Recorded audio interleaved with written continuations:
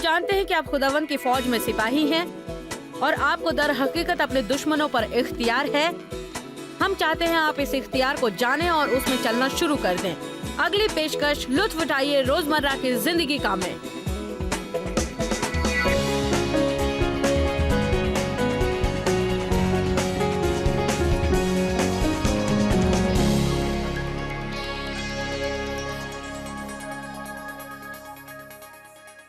इस हफ्ते में आपसे बात करना चाहूंगी रूहानी जंग पर। यह वो मौजू है जिस पर हमें बात करनी चाहिए। मैंने इस सीरीज का नाम आर्म्ड एंड डेंजरस रखा है क्योंकि मेरे ख्याल में अगर हम सचमुच ये जाने कि मसीह में हम क्या हैं, हम सचमुच समझें कि खुदा का बख्तर क्या है और ये हथियार जो हमें दिए गए हैं उन्हें जाने जो जारहाना और मदाफाना दोनों हैं, और अगर हम खुदा की फौज में सिपाही की तरह काम करने लगें तो हमें हमारी जिंदगी में और ज्यादा कामयाबियां मिलेंगी।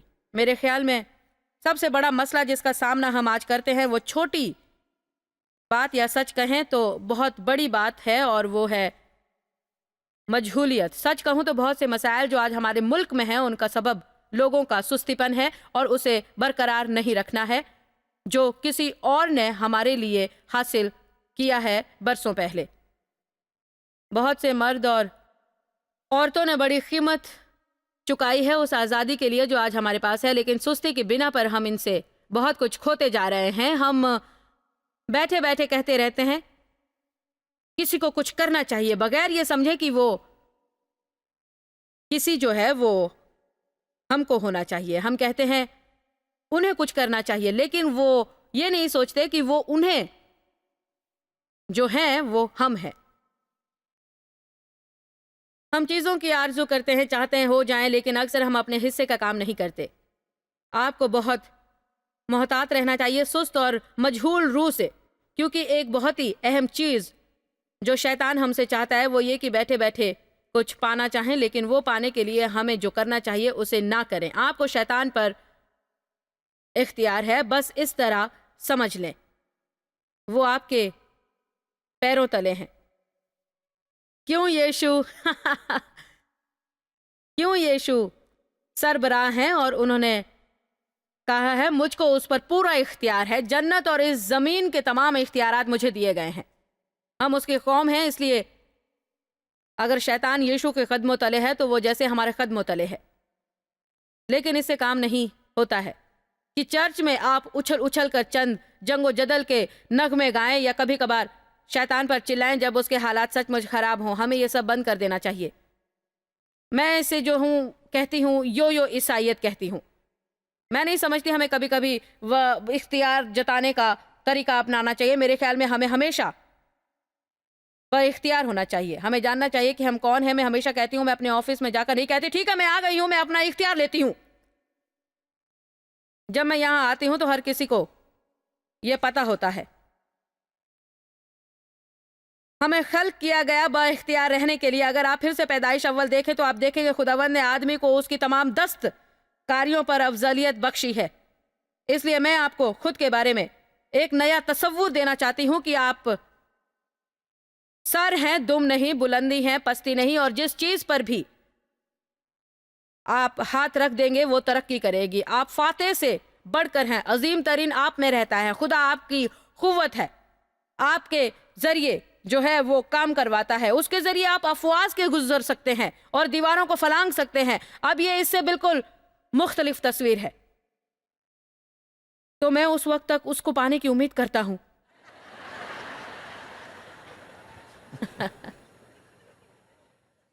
आमीन। बाइबल बात करती है बख्तर की। ये इफिसियों 6 में है। मुझे नहीं लगता कि आज हम उन सहीफों तक पहुंचेंगे भी, लेकिन बख्तर है और अगर हम उसे पहन लें तो वो हमारी हिफाजत जरूर करेगा। आप उसे हिफाजती हथियार कह सकते हैं। ये दरअसल वो बख्तर है जिसकी वो लोग बाइबल में बात करते थे। ये हकीकी चीज है। यह हकीकत में बिल्कुल वैसा है जैसा रोमियो फौजी पहना करते थे। आप देख सकते हैं कि ये बहुत ही खराब दिखने वाली चीज है और ये हमें कोई फायदा नहीं पहुंचाती। वहां स्टैंड पर रखी हुई अपने घर में कहीं बैठे रहकर आपको उसे पहनना पड़ेगा। बाइबल कहती है इसे पहनो, खुदा का मुकम्मल बख्तर पहनो। अब हम धात, तलवार, चमड़े की ढाल और हेलमेट को देखते हैं, लेकिन जिस बख्तर की खुदा हमसे बात कर रहा है वो रूहानी है। ये वो नहीं है जिसे आप देखते हैं, ये वो नहीं जिसे मैं देखती हूं, पर उसे शैतान देखता है और खुदा देखता है और शैतान देखता है कि आया ये यहां नहीं है। मेरा यकीन करें, अगर वो किसी पर हमला करने की सोचता है तो वो उन लोगों को चुनता है जिन्होंने अपना बख्तर नहीं पहना हुआ है और वो नहीं जानते कि अपने जारहाना हथियारों का इस्तेमाल उसके खिलाफ कैसे करें। वो सुस्त लोगों को ढूंढता है, मजहूल लोगों को जो कुछ भी नहीं करते हैं, सिर्फ बैठे बैठे हर वक्त अपने मसाइल का दुखड़ा रोते रहते हैं।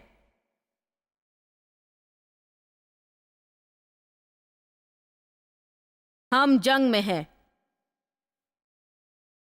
रूहानी जंग। कुरिन्थियों 2 बाब 10 आयत 4 और आयत 5।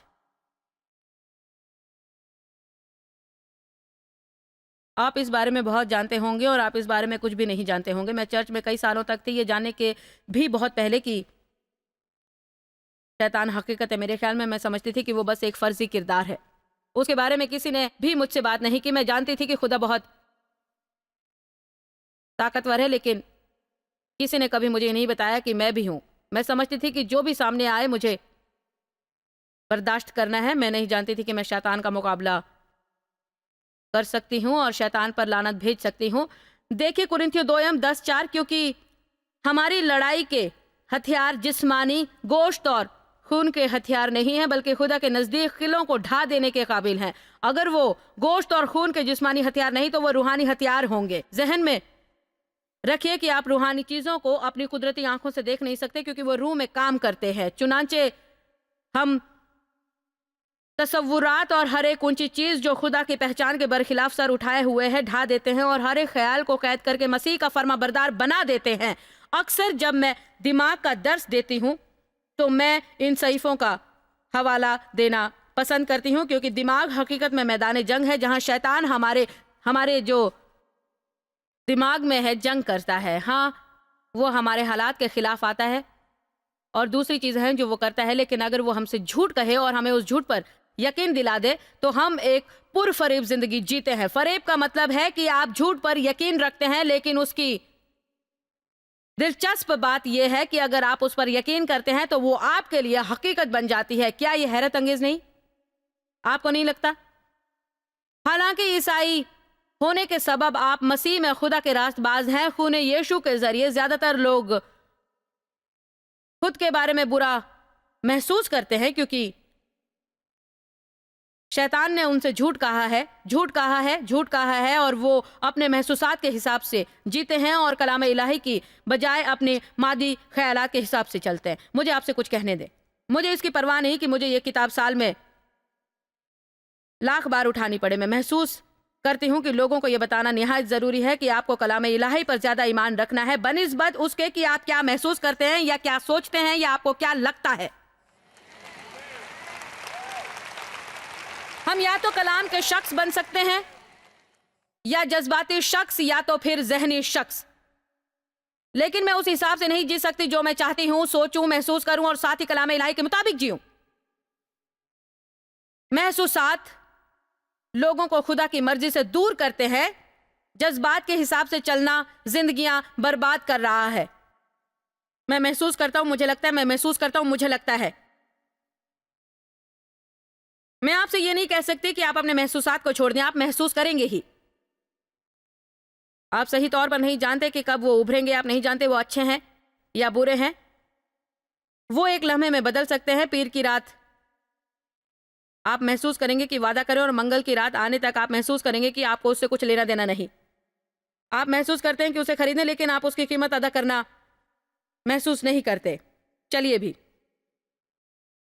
हम महसूस करते हैं, बस छोटा सा ख्याल और आप ये इत्तेफाक करेंगे कि लोग बर्बाद हो रहे हैं क्योंकि वो अपने जज्बात की सुनते हैं। हमारे जज्बात हमारे ख्यालात से जुड़े होते हैं। शैतान आपके जहन में ख्याल डालता है और ज्यादा वक्त नहीं गुजरता कि आप उस बारे में सोचने लगते हैं। जज्बात इसी से जुड़े हुए होते हैं।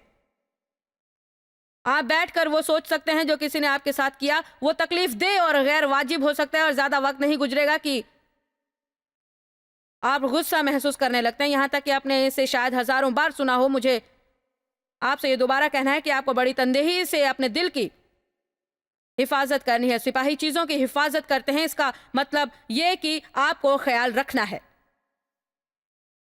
आपको ख्याल रखना है कि आपके जहन में क्या चल रहा है। इसका मतलब यह कि आपको उस बारे में सोचना है जो आप सोच रहे हैं। आपको एहतियात के साथ अपने ख्यालात को चुनना है। चंद ख्यालात जो आएंगे वो अच्छे हो सकते हैं और आप उन्हें रखकर उन पर गौर कर सकते हैं, पर दूसरों को आपको फौरन ही निकालना है। हम बहस को रद्द करते हैं, लेकिन शैतान बहस करना चाहता है। उसूल, दलीलें, तसव्वुरात और हर घमंड और ऊंची चीज जो क्या करती है, खुदा के कलाम से इत्तेफाक नहीं करती। इसलिए अपना जहन बना लें कि अगर आप ईसाई बनेंगे तो आप इस तरह जिएंगे, या आप एक अफसोसनाक ईसाई बनेंगे। आप पिछले दरवाजे से जन्नत में तो घुस जाएंगे, लेकिन आपको यहां कोई कामयाबी नहीं मिलेगी, और आप शायद इस तरह के अफसोसनाक और नाकाम जिंदगी जिएंगे कि आपकी वजह से कोई भी जन्नत में नहीं जा पाएगा, क्योंकि लोग उस चीज को नहीं चाह रहे हैं जो उससे भी बदतर है, जो उनके पास पहले से है, और उस पर बस ईसाई का लेबल लगा हुआ है। वो ऐसे लोगों को देखना चाहते हैं जो जिंदगी जी रहे हैं, जिनके पास मालूमता है, जिनके पास फल है, जिनके पास मुस्कान है, जिनके पास कुछ सुकून है, जिनके पास कुछ खुशी है, जिनके पास उम्मीद है।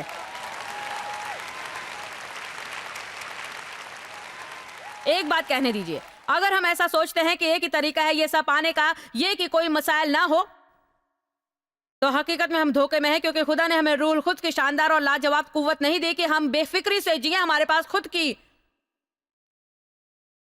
कुव्वत है जो हमारे बातिन में रहता है। हम खुदा का घर हैं, हम खुदा का घर हैं, मसीह मुझ में है। जलाल की उम्मीद वो बरतर है जो मुझ में है बनिस्बत उसके जो दुनिया में है। मेरे खुदा के जरिए मैं फौज में से गुजर सकता हूं और दीवारों को फलांग सकता हूं। मैं सब कुछ कर सकता हूं मसीह के जरिए जो मुझे कुव्वत बख्शता है। ये सब छोटी बातें नहीं है जिनको चर्च में कहा जाए जब हम अपने किसी ईसाई फेस्ट के साथ होते हैं, लेकिन इसी तरह जीते हैं। आप यही करते हैं, यही कहते हैं आधी रात को जब आप घर में अकेले होते हैं और शैतान आपके जहन पर हमला करता है, तब आप यहां अपने ख्यालात को कैद करने यीशु मसीह का फर्माबरदार बनाते हैं। अगर हम पर यह सच इंकिशाफ हो कि हम कौन हैं और हमारे पास क्या है, मेरा ईमान है कि जब हम सुबह को अपने कदम जमीन पर रखें, जहन्नुम लरस जाना चाहिए और शैतान कंपकपा उठना चाहिए। ओ वो दोबारा उठ गई है, या वो दोबारा उठ गया है, वो दोबारा उठ गए हैं। क्या शैतान आपके ख्यालात पर हावी है, या कि फिर आप अपने दिल की हिफाजत कर रहे हैं और मुस्तैदी से बुरों को रद्द कर रहे हैं और सही का सोचने के लिए इंतखाब कर रहे हैं?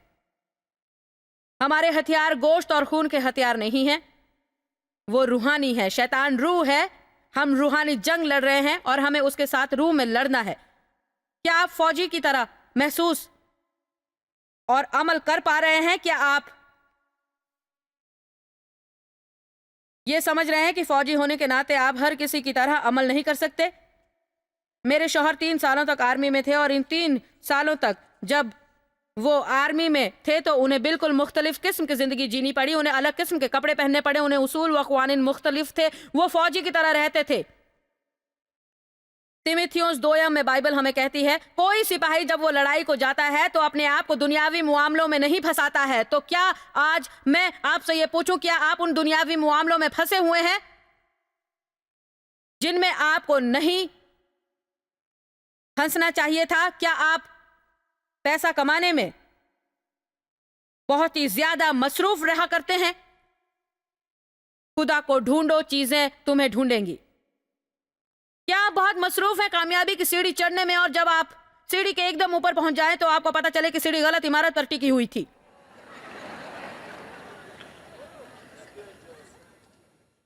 क्या आप अपनी जिंदगी के निहायत कीमती रिश्तों पर तवज्जो नहीं दे पा रहे हैं क्योंकि आप बहुत मसरूफ हैं कारोबारी दुनिया में कामयाब होने के लिए? जब आप अपने बिस्तरे मरग पर होंगे तो आप अपना बैंक बैलेंस नहीं दरियाफ्त करेंगे। इसका मैं आपसे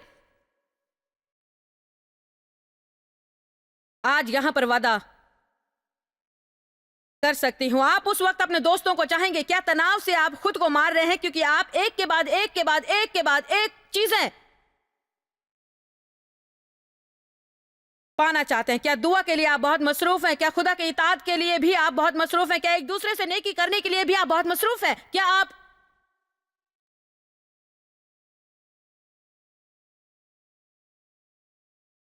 दुनियावी मामलों में पूरी तरह उलझे हुए हैं? अगर हम बस ये कर रहे हैं कि अपनी चीजों की फिक्र में हैं और इस फिक्र में कि मजीद कैसे पाएं और जो है उसकी देखरेख कैसे करें और ये फिक्र करें कि लोग हमारे बारे में क्या सोचते हैं, इसकी फिक्र करें, उसकी फिक्र करें, मसरूफ रहें, खुद के मसाइल में ही फंसे रहें, आप किसी और के मसाइल में भी उलझ सकते हैं और ये आपको खुदा की फौज में सिपाही की तरह अमल करने से दूर रखेगा। इसका मेरे पैगाम से कोई ताल्लुक नहीं, लेकिन मैं आपको ये बिल्कुल मुफ्त देती हूं। आप उसकी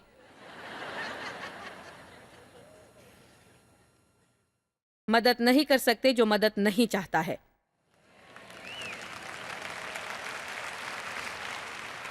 मेरे ख्याल में हम सब इसमें फंसते हैं और मैं तो सचमुच खतावार हूं क्योंकि मैं बचना चाहती हूं और बिल आखिर मुझे एहसास हुआ कि यीशु जगह जगह जाकर लोगों से नहीं कहते थे कि उनको उनकी मदद करने दी जाए। वो उनकी मदद करते जो उनके पास मदद के लिए आते और मदद चाहते और मदद के लिए तैयार थे। इसलिए मोहतात रहें कि किसी और की परेशानी में ना फंस जाएं और फिर अपना वक्त सर्फ करें इस कोशिश में कि उनकी जिंदगी सुधर जाए, जबकि उनसे ज्यादा आप ऐसा चाहते हो। मैं सोचती हूं कि आप में से चंद ही होंगे जिनको इसकी जरूरत होगी। इफिसियों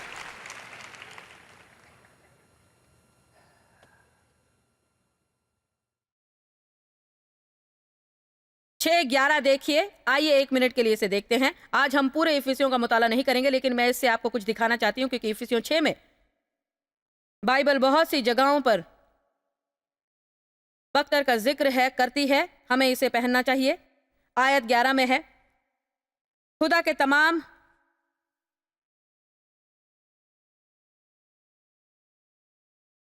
तमाम हथियार बांध लो मजहूल लफ्ज नहीं है, बांध लो फाल लफ्ज है। आज यहां आने से पहले मैंने अपने कपड़े पहने। मैं वहां जाकर बस खड़ी नहीं हो गई।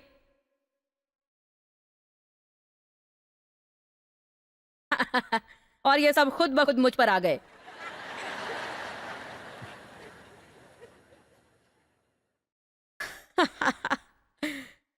खुदा के तमाम हथियार बांध लो। भारी हथियारों से लैस फौजी के हथियार जो हम यहां आपको दिखा रहे हैं, जो खुदा मुहैया करता है। हमें बाहर जाकर उसे लेना नहीं पड़ता है, खुदा वो हमें देता है। वो बस इतना चाहता है कि हम इतने पुरजोश हों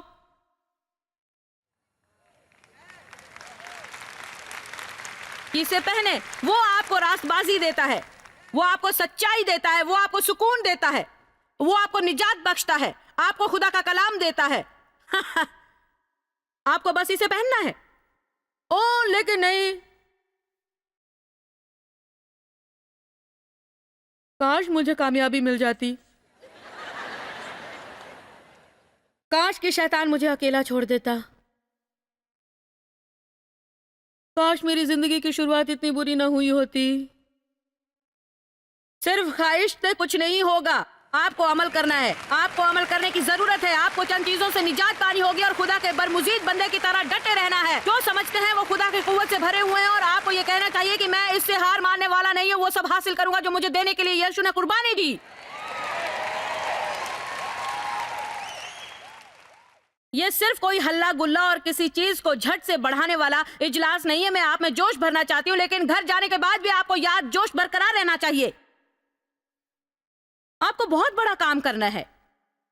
एक कामयाब ईसाई बनना मजाक और खेल और मौज मस्ती नहीं है। अगर आप सच जानना चाहते हैं तो यह आसान नहीं है, लेकिन गुनाहों में जीने जैसा है, क्योंकि आप जो कोशिश करते हैं उससे कम से कम आप तरक्की करते हैं। ये ऐसा नहीं कि आप किसी सुराख में अंदर चले जाएं। मैं आपसे कह रही हूं कि शैतान से बचना हमेशा आसान होता है, और सही ढंग से सोचना और बजाय जज्बात के कलाम इलाही के मुताबिक चलना और इसकी हिफाजत करना और किसी सिपाही की मानिंद अमल करना। लेकिन ये आपको करना होगा अगर आप कामयाबी चाहते हैं। मुझे वो पसंद है जो पौलुस ने कहा, मैंने तय कर लिया है कि उन चीजों को अपनाऊंगा जिसके लिए मसीह यीशु ने मुझे अपनाने के लिए कुर्बानी दी है। आपको पता है कि उन्होंने क्या कहा था? हर वो चीज जो मेरे हासिल करने के लिए यीशु ने कुर्बानी दी, उसे पाने का मैंने तय कर लिया है, मैंने तय किया है।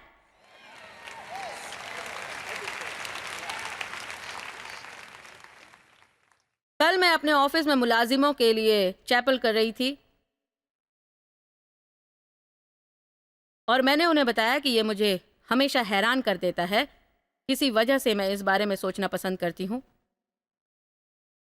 और मैं ठीक तरह से जानती भी नहीं कि इसे किस तरह लफ्ज़ों में पेश करूं, लेकिन मैं हैरान रह जाती हूं कि किस तरह कुछ लोगों की ज़िंदगी की शुरुआत में इतना बड़ा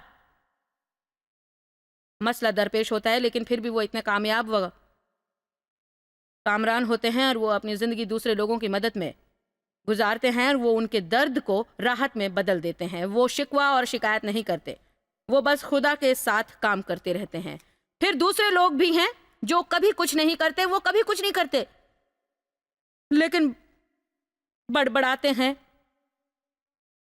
मिनमिनाते हैं, शिकायत करते हैं, रोते हैं और बस हर हफ्ते नए नए मसाइल से दो चार होते रहते हैं। और आपको कुछ पता है, ये शैतान नहीं है और ना ही उनके हालात हैं, ये उस शख्स के अंदरून में कुछ है जो वो है। आपको अपने बातिन की गहराई में उतरकर वहां खुदा को समाना चाहिए और फिर कहना चाहिए कि मैं सब कुछ कर सकता हूं, मेरे लिए कुछ भी नामुमकिन नहीं है। मसीह के जरिए जो मुझे कुव्वत बख्शता है, मैं सर बनूंगा, दुम नहीं बनूंगा।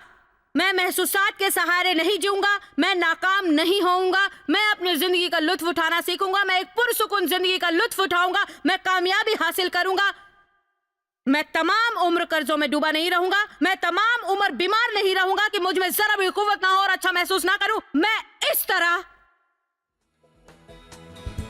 नहीं जीने वाला।